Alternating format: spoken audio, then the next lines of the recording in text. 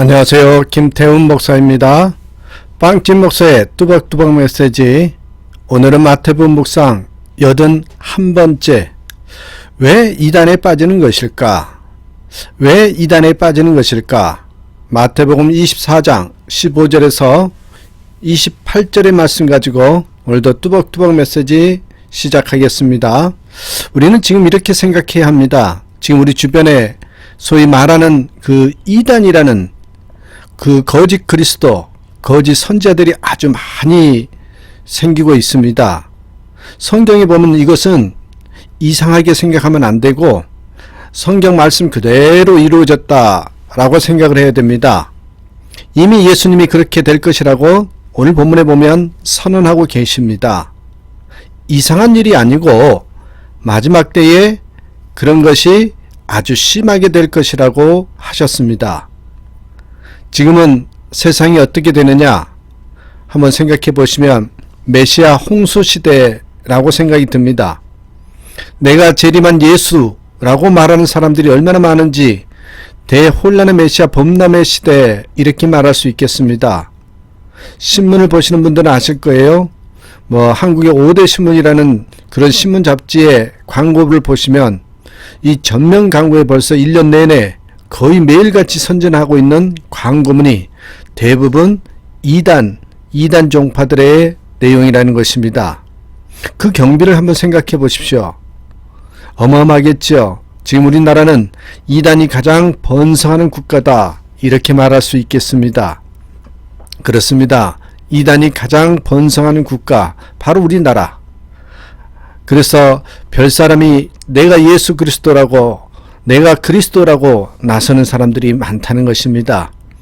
수십 가지 간판을 내걸고 활동하는데 이 이단의 특징은요. 전도의 대상이 가만히 보시면 이미 교회에 다니는 사람들입니다.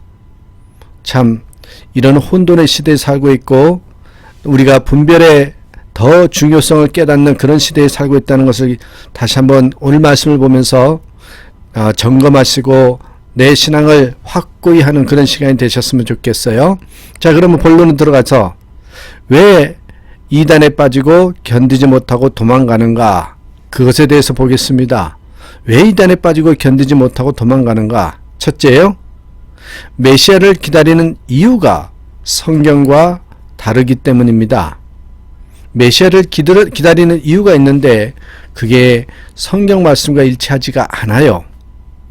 마태복음 24장과 25장은 예수님과 제자들이 감람산 위에서 예루살렘을 바라보시면서 하시는 말씀으로 되어 있습니다. 그것에 가보면 이 감람산과 예루살렘 중간에 계곡이 있고 마주 쳐다보이는 지형을 이루고 있습니다. 제자들이 예수님에게 끊임없이 질문한 내용이 성경에 나옵니다. 그때가 언제입니까? 끊임없이 질문합니다. 그때가 언제입니까? 예수님의 모든 설교가 종말전 심판에 대한 경고성 설교였는데 오늘 성경 말씀도 그렇게 나와 있습니다. 그때가 되면 이렇게 되리라 또 저렇게 되리라 그러니 깨어 있으라 내가 도적같이 올 것이다 등 불과 기름을 준비한 5 처녀는 신랑과 함께 혼인잔치에 들어가고 미련한 5 처녀는 슬피 울었다. 이런 설교만 계속 하시니까 제자들이 자연히 궁금해졌습니다. 그때가 언제입니까? 또 그때가 되면 세상에 무슨 징조가 나타납니까? 이렇게 물었습니다. 그러면 제자들은 왜 그 날짜를 그렇게 궁금해했는가? 그들이 바라던 메시아 왕국은 영광스러운 이스라엘의 회복이었습니다. 소위 다윗 시대, 솔로몬 시대를 생각한 것입니다. 아마 이스라엘 역사에 그토록 화려했던 적은 없었던 것 같습니다. 다윗 시대를 보십시오. 그토록 호전적인 영원한 원수의 나라인 블레셋을 물리치고 40년 태평 세월을 보냈습니다. 전쟁 영웅 골리앗을 문뱃들 하나에 때려 눕힌 다윗의 용맹에 힘입어서 다윗 왕국이 빛이 났고 그 아들 솔로몬 시대는 주변의 모든 나라들이 제발 살려달라고 조공을 드리러 왔습니다. 그렇게 된 게 사실 솔로몬도 교만과 방탕의 길을 가게 되지요. 남방의 시바 여왕이 보물을 가득 싣고 와서 드렸더니 남의 나라 여왕을 솔로몬의 첩으로 데리고 살아서 아기를 낳아 버렸습니다. 그래도 아무 소리를 못했습니다. 또한 이웃나라 예쁜 여자들 다 후궁으로 데리고 살 만큼 위력이 당당한 좀 안 좋은 세월까지 보낸 것을 성경에서 볼 수 있습니다. 그러던 나라가 예수님 시대에 와서는 식민지 노예 같은 국민, 빌라도 총독이 거느리는 로마 군대가 예루살렘 거룩한 성전을 말을 타고 호령하고 칼을 번쩍이면서 궁중에 이상한 낌새만 보이면 가차없이 명령을 하고 숨도 크게 못 쉬게 하는 그런 폭압 속에서 살게 되는 거죠. 그랬을 때 그들에게 주어진 한 가지 희망이 있었습니다. 메시아가 오시면 이 모든 문제를 해결해 주실 것이다. 메시아가 오시면 이 모든 문제는 해결될 것이다. 그게 메시아 사상이었습니다. 그게 메시아니즘이었습니다. 그런데 지금 12제자들은 메시아인 그리스도가 바로 자기들 앞에 계십니다. 주는 그리스도시요 살아계신 하나님의 아들이십니다. 라고 이미 신앙 고백이 끝난 상태입니다. 예수님의 이 종말 설교는 인류에 대한 하나님의 마지막 심판 예언 설교였는데 제자들은 로마 정권의 마지막으로 들었습니다. 그래서 예수님이 마지막 승천하신 그 장소에서도 주께서 이스라엘 회복하심이 이때입니까? 주님께 똑같은 질문을 합니다. 왜 예수님의 제자들이 십자가 사건 이후 모두 실망하고 도망을 갔습니까? 자신들의 기대가 무너졌기 때문입니다. 그들은 예루살렘이 메시아의 행정 수도가 될 것이라고 기대했습니다. 감난산에서 맞은편 예루살렘을 빤히 바라보면서 흥분을 감추지 못하고 지금 똑같은 질문을 하는 겁니다. 예수님은 인류 역사 마지막을 내다보면서 하시는 설교인데 제자들은 1년 후에 아니면 몇 달 후에 이루어질 예루살렘의 운명적 변화를 기대하면서 설교를 듣는 것입니다. 예수님 제자들의 절대적 관심은 회복된 이스라엘의 주인이 되어 보는 것입니다. 그래서 제일 큰 관심은 그게 언제입니까? 가르쳐 주십시오. 이렇게 계속되는 거죠. 예수님은 그들의 기대와 상관없이 종말 설교를 이렇게 하셨습니다. 끝까지 견디는 자는 구원을 얻으리라. 그렇습니다, 여러분. 메시아를 기다리는 이유가 달랐어요. 그러니 관점, 생각, 모든 방향이 달라질 수밖에 없는 것이에요. 그렇게 되면 엉뚱한 데로 빠집니다. 두 번째는 뭘까요? 이단에 빠지는 이유.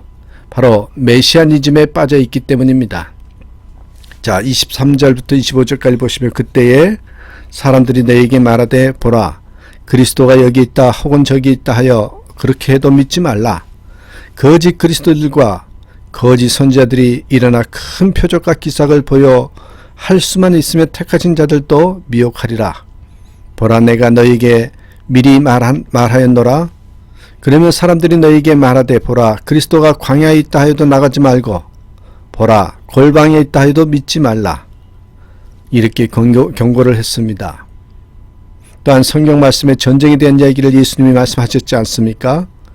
난리와 난리 소문을 들을 것이고 민족이 민족을 나라가 나라를 대적하여서 일어날 것이고 종말이 되면 이런 것이 일어나리라. 그런데 여러분 왜 전쟁 이야기를 하셨는지 아십니까? 왜 전쟁이 일어납니까? 여러분 한번 생각해 보십시오. 전쟁이 일어난 이유 이데올로기가 달라서요? 경제적인 이유 때문일까요? 독재자의 야욕 때문일 수도 있습니다. 물론 그런 이유도 있을 것입니다. 그런데 이 모든 이유들을 아주 로맨틱하게 포장하는 제목이 하나 있어서 전쟁이 나는 것입니다. 그게 뭔지 아십니까? 메시아니즘입니다. 메시아니즘.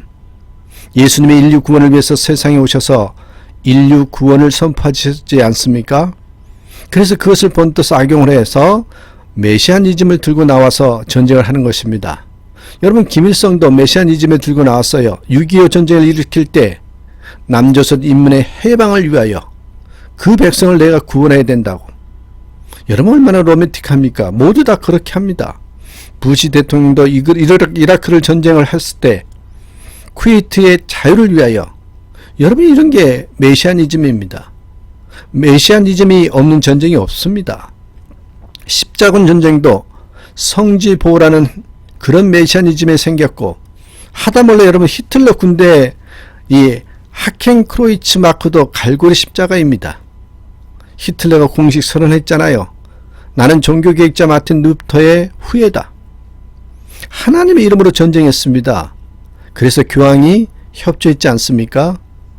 여러분, 이단이란 뭐냐? 여러분, 예수 그리스도 이름으로 예수 그리스도에게 가장 큰 피해를 입히는 집단을 말합니다. 예수님은 오늘 그렇게 말씀하십니다.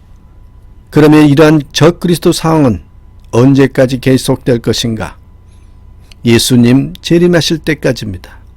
왜 그럴까요? 성경이 그렇게 되어 있습니다. 자, 여러분, 결론입니다. 분명히 말씀드립니다. 다른 복음은 없습니다.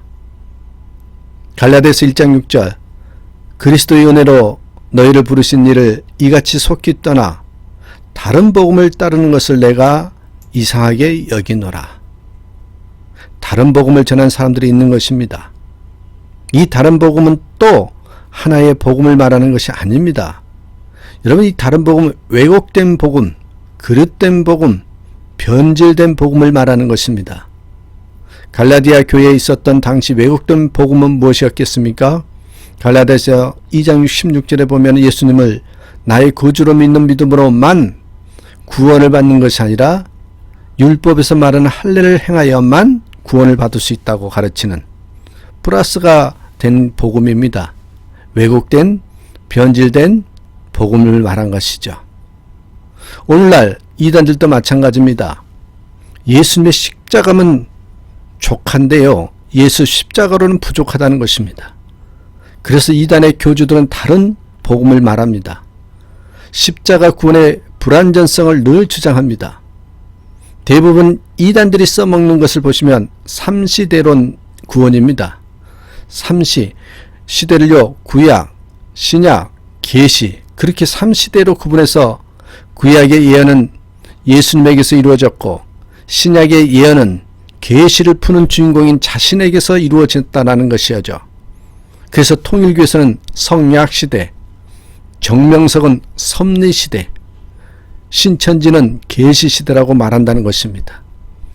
이단의 교주들이 늘 주장하는 것이 시대마다 구원자가 있는데 말세에는 자신이 언약의 사자다, 이기는 자다, 보혜사다, 재림주다, 이따위로 이야기를 하는 것입니다. 한마디로 예수님의 그 십자가 구원은 불완전하다는 것이죠. 이단들은 다른 복음, 다른 예수, 다른 영을 전하는 것입니다. 이런 이단들은 영생 사기꾼들입니다. 예수가 하나님의 독생자점을 부인하는 것은 다른 복음인 것입니다. 예수님의 신성과 인성을 부인하는 것은 다른 복음인 것입니다. 성경을 가감하는 것은 다른 복음인 것입니다. 예수님의 십자가와 부활의 완전성을 부인하는 것은 다른 복음인 것입니다. 상대주의, 이성주의, 신비주의, 성공주의로 복음을 포장하는 것도 다른 복음인 것입니다. 이단에 대해서 성경은 무엇이라고 말합니까? 유다서 1장 4절을 읽어봅니다.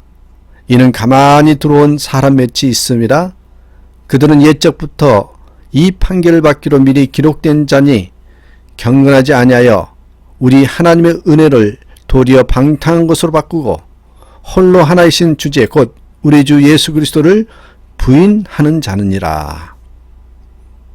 여러분, 다른 복음을 전하면 성경은 어떻게 된다고 말씀하셨습니까?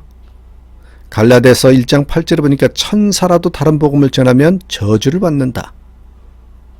사도행전 4장 12절에서도 다른 이로서는 구원을 받을 수 없나니 천하 사람 중에 구원을 받을 만한 다른 이름을 우리에게 주신 일이 없습니다.